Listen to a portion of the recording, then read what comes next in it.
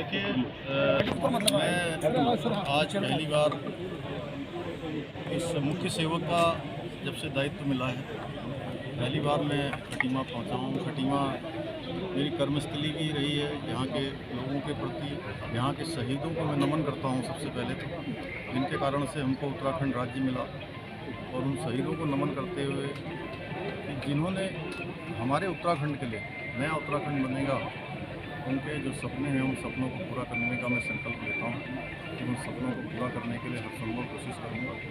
साथ ही साथ यहाँ पर बहुत सारी चीज़ें, जैसे कि मैं बचपन से मेरा एक सपना था कि खटीमा क्षेत्र में एक ऐसा स्टेडियम होना चाहिए जहाँ हमारे बच्चे, हमारे नौजवान पीढ़ी, उनको खेलने कूदने के लिए वहाँ पर एक जगह मिल पाए, उनको अपनी स्पोर्ट्स की गतिविधियों को ले एक स्थान मिल पाए। बहुत लंबा इसके लिए हमने संघर्ष किया है। यहाँ के लोगों की लंबे समय से मांग थी, आज वो सपना पूरा हो रहा है। इसी प्रकार से हमारा बस अड्डा, इसकी भी लंबे समय से यहाँ पर ये मांग थी कि यहाँ पर खटीमा का एक अपना बस अड्डा होना चाहिए। जो पुराना बस अड्डा है वो काफ़ी ऐसी स्थान पर है कि जहाँ पर बहुत सारी गाड़ियाँ खड़ी नहीं हो सकती हैं, बहुत लोगों के लिए वहाँ पर बैठने की व्यवस्था नहीं हो सकती है, बहुत सारे वहाँ पर संसाधन बहुत कम है। तो उसका भी लंबे समय से चल रहा था।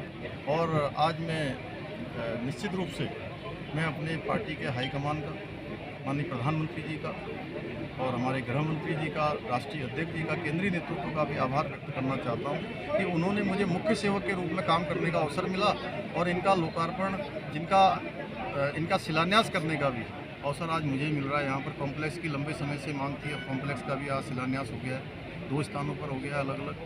और बहुत सारी जो योजनाएँ, सड़कें हैं, बहुत लंबे समय से रुकी हुई थी। अभी हमारी कोशिश है कि आने वाले समय में यहाँ का पूरा क्षेत्र, ये सीमांत का क्षेत्र है, ये पूरी तरह से गड्ढा मुक्त हो जाए। यहाँ पर भालामल बाबा का बहुत पौराणिक मंदिर है, जिसमें केवल उत्तर प्रदेश और आसपास के लोगों का भी बड़ा आस्था और श्रद्धा का केंद्र है। वहाँ पर भी सौंदर्यीकरण के लिए 50 लाख रुपए की धनराशि स्वीकृत हुई थी, उसका भी आज शिलान्यास किया गया है। लालकोटी शारदा घाट, जहाँ पर उत्तरायणी का कौतिक मेला लगता है, वो भी हमारे लिए आस्था श्रद्धा का केंद्र होता है। मकर संक्रांति के दिन वहाँ पर बहुत बड़ा मेला लगता है। बहुत सारे जो हमारे सांस्कृतिक जो कार्यक्रम होते हैं, सांस्कृतिक जो हमारे जनेऊ संस्कार होता है, उपनयन संस्कार और कई सारी चीज़ें वहाँ पर होती हैं। उस स्थान पर उसके लिए भी 50 लाख रुपए का जो है वो हुआ है। इसी प्रकार से मुक्ति धाम के लिए भी लगभग यहाँ पर 92 लाख रुपए की धनराशि स्वीकृत हुई है, उसका भी आज शिलान्यास हमने किया है। और शहीदों की, जो शहीद हुए हैं उनकी स्मृति में खटीमा में लंबे समय से मांग थी, पिछले जब से उत्तराखंड बना तब से लेकर आज तक। आज उन शहीदों का वो सपना भी पूरा हो रहा है। यहाँ पर शहीदों के लिए स्मारक का भी जो है आज हमने उसका भी शिलान्यास कर दिया है, वो भी जल्दी बन जाएगा। और जो हमारा खटीमा टनकपुर जो मार्ग है, जिसका सौंदर्यीकरण का काम चल रहा है, उसका भी यहाँ पर लोकार्पण हुआ है।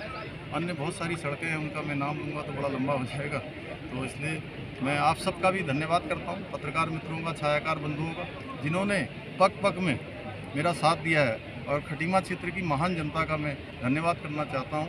और मैं अपने आप को वास्तव में बड़ा भाव विभोर में यहाँ पर आकर हो रहा हूं। और मुझे चुनौती भी लग रही है, जिस प्रकार से रास्ते भर यहाँ रुद्रपुर से यहाँ तक पहुँचने में पूरा दिन लग गया।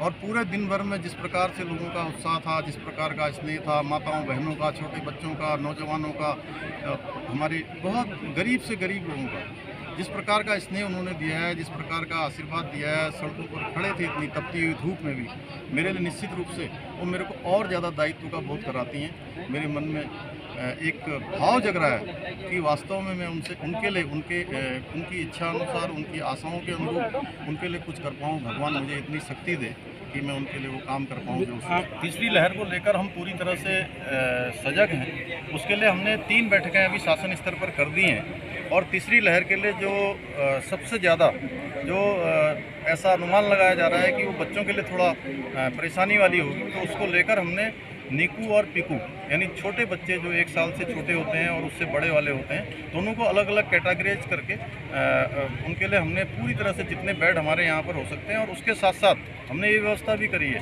कि जैसे देहरादून में हमारे यहाँ सहारनपुर, मुजफ्फरनगर और आसपास के बिजनौर के लोग पहुंचते हैं। उसी प्रकार से हमारे यहाँ उधम सिंह नगर में, हमारे यहाँ पीलीभीत, बरेली, रामपुर, मुरादाबाद के लोग यहाँ आते हैं अपना इलाज करवाने के लिए। उसका भी अनुमान साथ में करते हुए हमने उतने बेडों की यहाँ पर व्यवस्था की है। सारे इंतजाम हमारे हैं, सब जगह पर कंसनट्रेटर पहुँच गए हैं, ऑक्सीजन के सिलेंडर पहुँच गए हैं और हमारा वैक्सीनेशन पर पूरा जोर है कि अगले 4 महीने में या 5 महीने में अधिकतम हम पूरे उत्तराखंड को पूर्ण रूप से वैक्सीनेशन करेंगे। इसके लिए हमने पूरी तैयारी कर ली है। हमने केंद्र से भी बात कर ली है, हमको वहाँ पर जो वैक्सीन चाहिए वो वैक्सीन भी हमें मिलेगी।